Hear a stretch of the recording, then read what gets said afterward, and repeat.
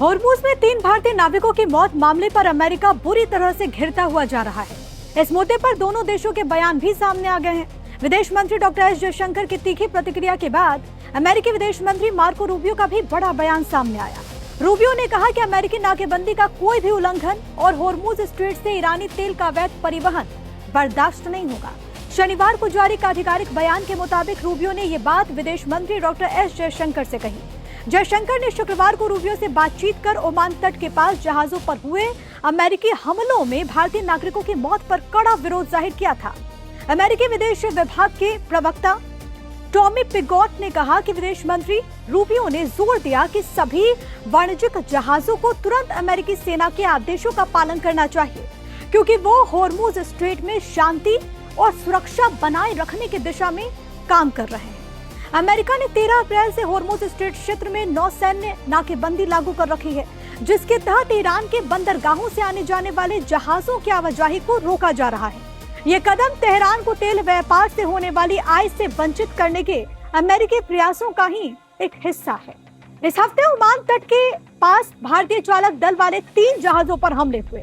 इनमें से एक हमले में बुधवार को 3 भारतीय नाविकों की मौत हो गई और इसी बीच जयशंकर ने रूबियो को फोन कर ओमान की खाड़ी में एक वाणिज्यिक जहाज पर अमेरिकी सैन्य हमले में भारतीय नागरिकों की मौत पर कड़ा विरोध जाहिर किया था।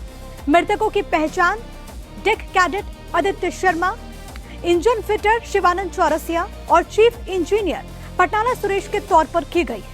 रूबियो से बातचीत के बाद ही जयशंकर ने एक्स पर बाकायदा एक पोस्ट किया है। इसमें वो लिखते हैं कि वाणिज्यिक जहाजों के खिलाफ इस तरह की घातक कार्रवाई किसी भी तरह से उचित नहीं ठहराई जा सकती।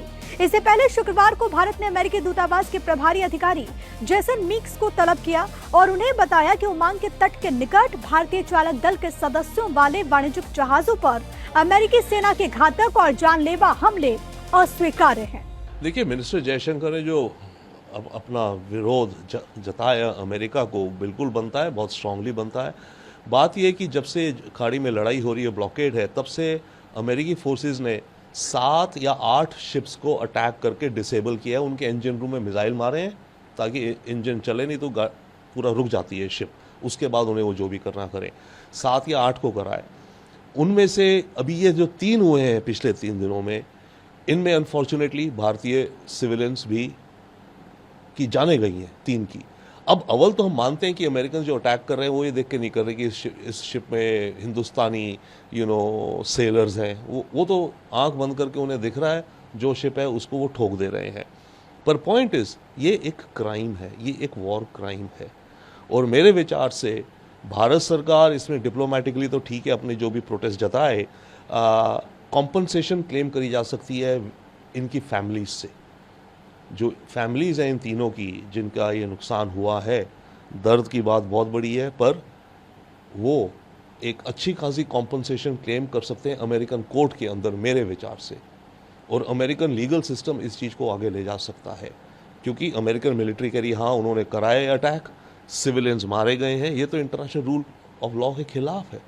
इधर अमेरिका के राष्ट्रपति डोनाल्ड ट्रंप ने ईरान पर होर्मुज स्ट्रेट से निकल रहे भारतीय जहाजों पर ड्रोन हमले करने का आरोप लगाते हुए इस कथित कार्रवाई को पूरी तरह से अस्वीकार्य करार दिया था। हालांकि साफ है कि हमला अमेरिका की तरफ से ही किया गया है। ईरान ने ट्रंप के आरोपों को सख्ती से खारिज कर दिया।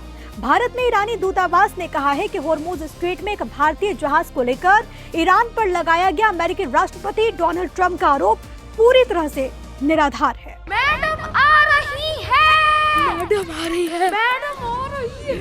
अरे मैडम आ रही है। अरे बाबा, मैडम आ रही है। मैडम